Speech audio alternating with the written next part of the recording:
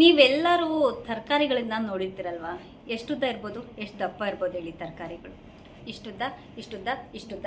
ಒಂದು ಸೋರೆಕಾಯಿ ಅಂದರೆ ಇಷ್ಟುದ್ದ, ಬಾಟಲ್ ಗಾರ್ಡ್ ಅಂದರೆ ಇಷ್ಟುದ್ದ ಬರುತ್ತೆ.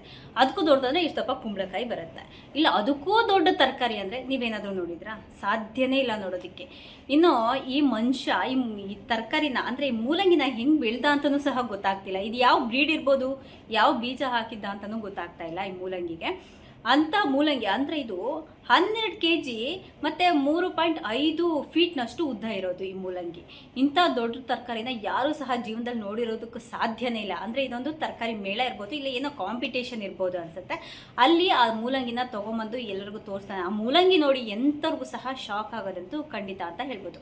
ಇಂಥ ತರಕಾರಿನ ನೋಡಿ ಮತ್ತು ಈ ತರಕಾರಿಲಿ ಹೆಂಗೆ ಅಡುಗೆ ಮಾಡೋಕ್ಕಂತೂ ಆಗಲ್ಲ ದೇವರಣೆ, ಅದನ್ನು ಕಟ್ ಮಾಡೋದಕ್ಕೆ ಎಷ್ಟು ಜನ ಬೇಕಾಗ್ತಾರೆ. ಇನ್ನು ಈ ರೀತಿಯಾದಂತಹ ಮೂಲಂಗಿ ನೋಡಿ ಎಲ್ರಿಗೂ ಸಹ ಶಾಕ್ ಆಗಿರೋದಂತೂ ಖಂಡಿತ.